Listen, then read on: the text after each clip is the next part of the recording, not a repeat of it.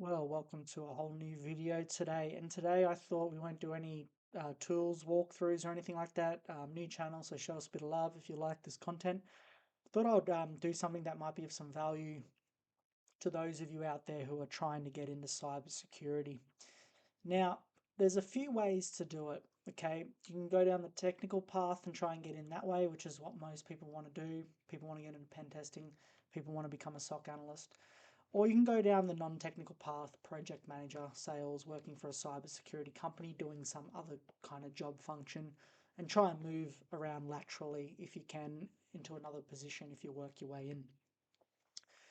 Now, I went back to TAFE, that's what we call it here in Australia, don't know what it is in other countries, and I studied for a year doing the Cert 4 in cybersecurity.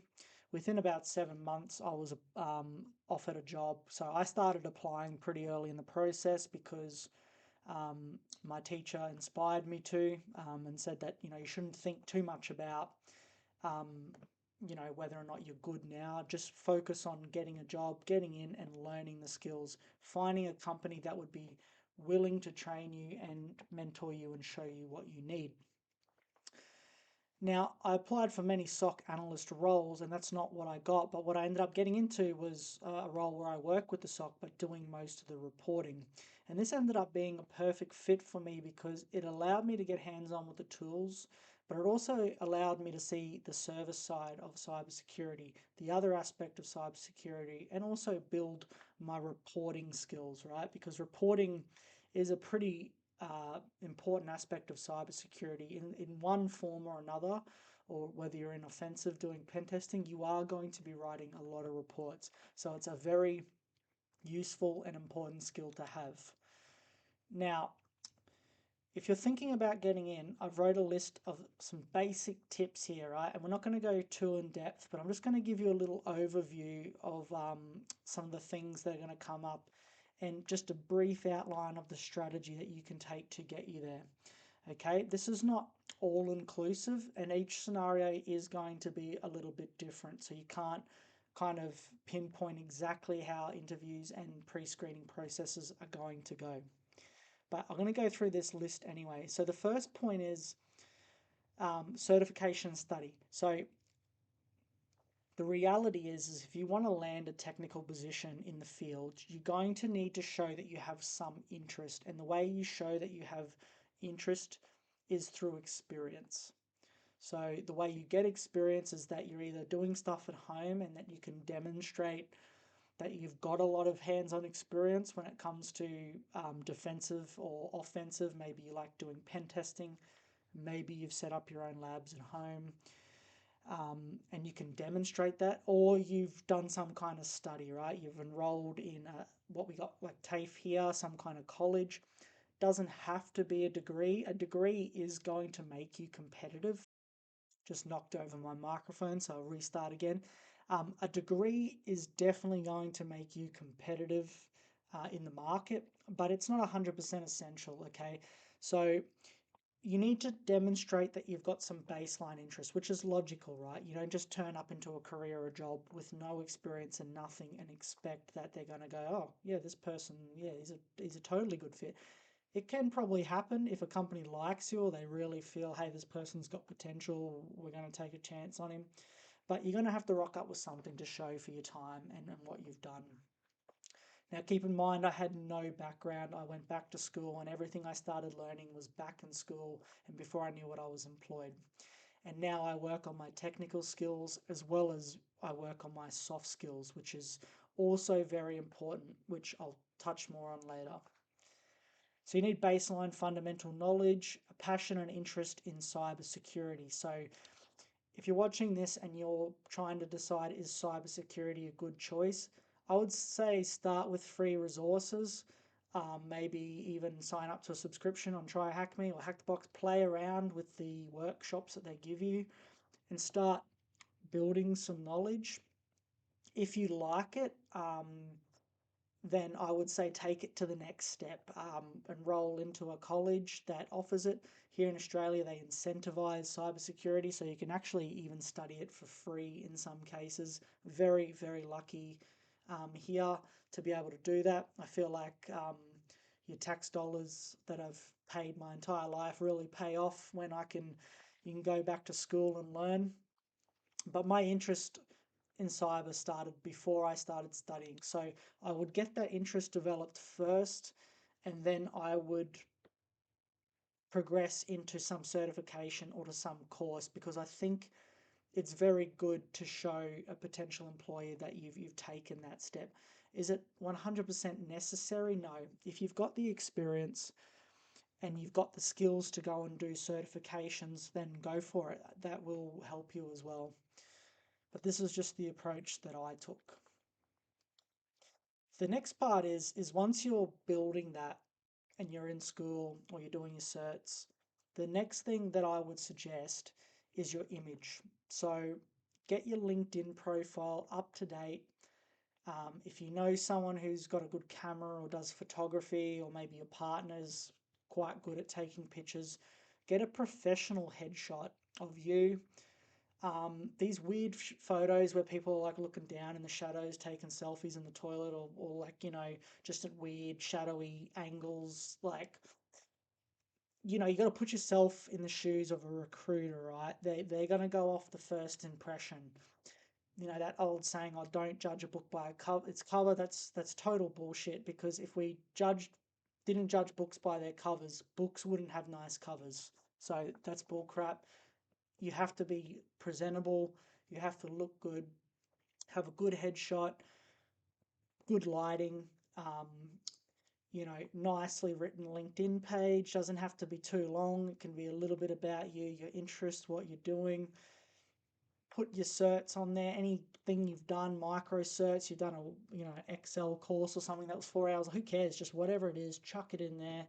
Um, and then also, make sure you're highlighting your professional skills that you've learned over life. You don't have to be overly detailed. And then I would suggest, um, you don't have to do this. You can do it yourself. I did get someone to make my resume for me, and to be honest, it was a really good decision, because the resume is really good. And honestly, most people who have looked at it, it's been favorable for me. It got me my job now, and now these strategies are also opening up interest. So I've had interest come to me as a result of doing this stuff. So don't underestimate the power of attracting the the recruiters to you.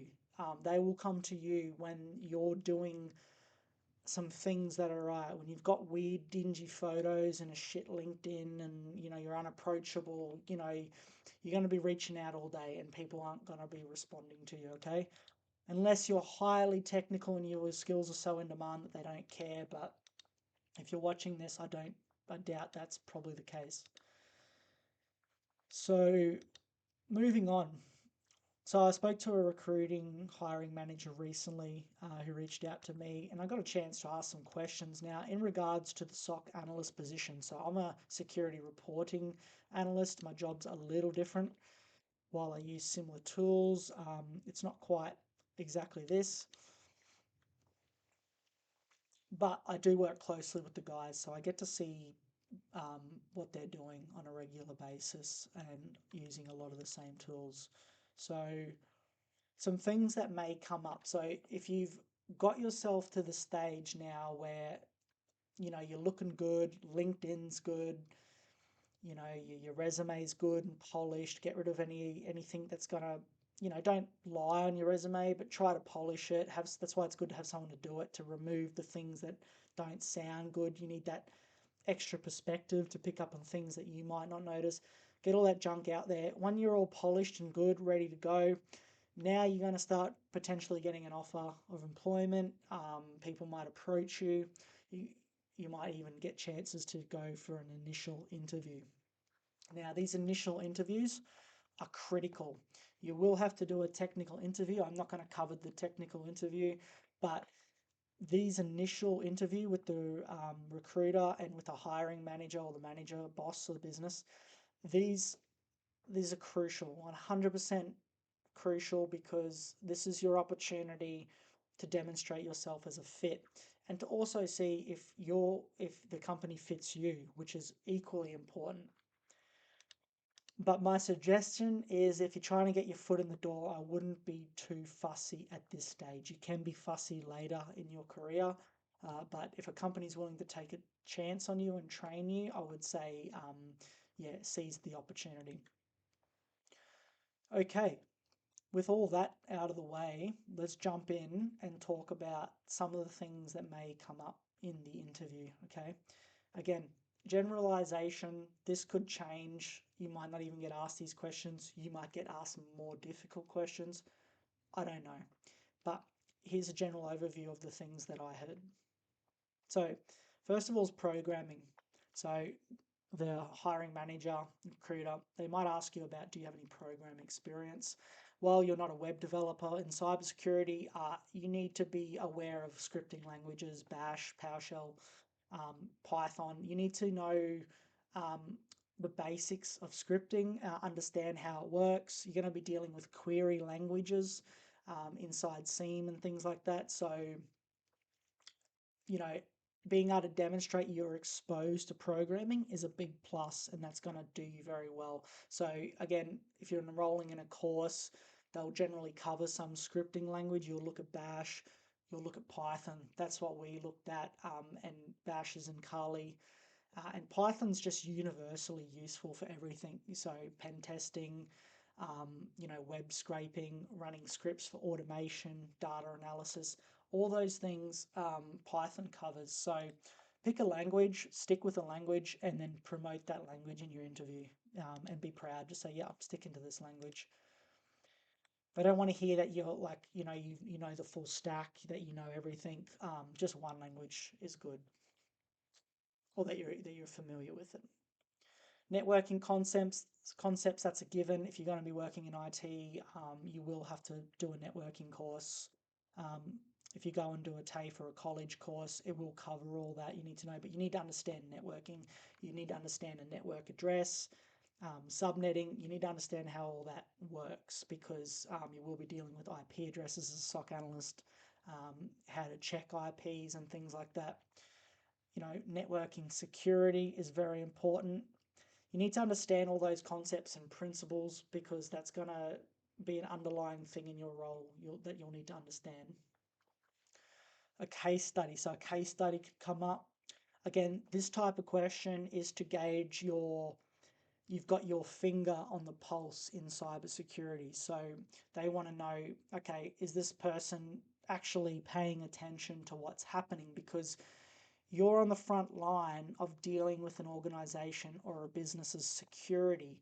So they want to know that you're aware of the issues that are affecting businesses, not just in Australia, but around the world. What's the latest hack? What was the latest breach? They might ask you, how did the breach occur? Like, what was the technique that the attacker employed? For example, Optus, right? It was the API, and then it was come out that maybe the attackers weren't very sophisticated in what they were doing, and now more and more information is coming out about it. If you can show even just a baseline awareness, that'll serve you very well, because it shows that you're paying attention, and they want someone in their organization who's up to date and paying attention to what's going on. They might ask you about the MITM, so man in the middle, cross-site scripting, so attacker techniques. Again, good to be aware of attacker techniques.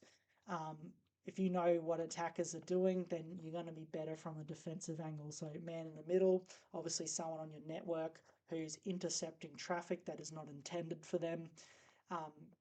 They're going to ask you these questions to, again, gauge your knowledge of where you're at.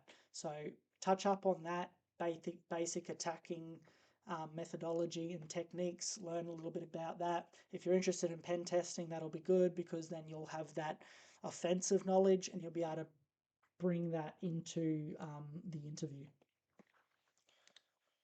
How do you stay up to date with cybersecurity news? So, like, what sources are you going to for your cybersecurity information? And it doesn't have to be any specific source.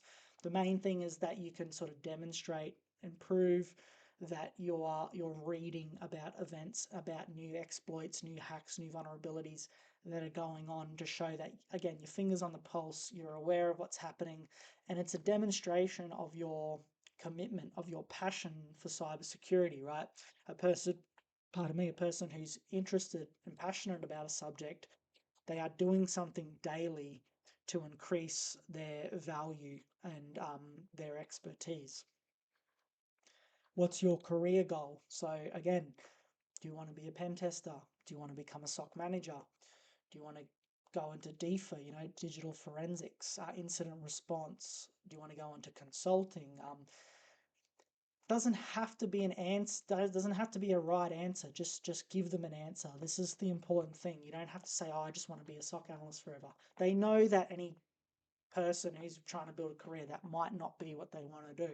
So give them the answer as to what you want to do, but just keep it related to cybersecurity, because you don't want to be given a job and then say, oh yeah, and by the way, I would like to go and be a fireman in 2 years, because then they're going to go, well, what's the point of training you for 2 years if you're just going to leave? They want to know that you're going to consult, become a manager. They, companies that are expanding and growing would like to know that they're getting people who are going to help build and grow the business. How do you sharpen your skills in cybersecurity? So again, are you studying? Do you have home labs? Are you on Try Hack Me? Are you on Hack the Box? Are you actively doing things to build your skills, to sharpen your knowledge? I have VMs set up on my at home here that I can do network penetration test on. I can set up a vulnerability scan and produce a Qualys report. I can set up a agent on one of the assets and monitor security events that are going on in my lab. I can practice a lot of scenarios that go on inside the SOC. So that's something that they'll want to hear. They'll want to hear that you're practicing and that you're working on stuff in your own time. Blue Labs is a big plus, quite expensive. And if you're working towards your CISA Plus or something like that, again, big bonus, big thumbs up. They're going to love that if that's something you're actually doing. Some companies may even pay for this for you. They might even pay for your CISA. I know the company I work for, they will pay for this training for the analyst, which is pretty awesome. Are you familiar with the SIEM? Again, like Alien Vault, Rapid7, Splunk, Security Incident Event Management. You might not have to be familiar with it at all, but at least be familiar with the term, rattle off like the name or something of a particular one you're familiar with. Again, if you've done some kind of college course, you will have come across this in your studies. OWASP was a question I heard, Open Web Application Security Project, top 10. So like, for example, broken access. Just rattle off something from the OWASP top 10, say what it is. And again, showing that you're aware of web application security, which is a big thing in cyber. A couple of bonus ones, encryption standards, symmetric and asymmetric encryption, being able to explain the difference between symmetric and asymmetric encryption. And then you've got standards in security like ISO 20000, ISO 27001, the NIST framework. So being familiar with these type of standards and frameworks, that may come up into the interview as well. You don't have to rattle off by heart. You just got to more so assure them that you're aware of the security standards. For example, ISO 20000 deals with service delivery and the service aspect of IT and standards around that. And then you've got your NIST framework as well. So very important. And there are more, you've got your credit card standards, for RFID, payments and things like that. You've got standards around that. You've got HIPAA, heaps. But they're probably not going to go too hard into that unless you're applying for a GRC or a consultant position. These are all questions that may come up. There may be more, there may be less. What are your comments and thoughts? Please comment below, because people will get a lot of value from this. There are many different ways the interview can go. This is just a general outline of what you may get. And you know that if you're getting a lot of these questions, you know that the company or the person that's interviewing you cares very much about the technicality. So for my particular role, when I applied for it, I think I got questions about ISO and I got a question about encryption, about hashing and things like that. But I didn't get a lot of these ones, but you will if you're going to be a SOC analyst, because you are going to be working a lot with the tools. So thank you very much. I hope there was some value there. Please leave your thoughts below. And again, thank you for being here, and we'll see you next video.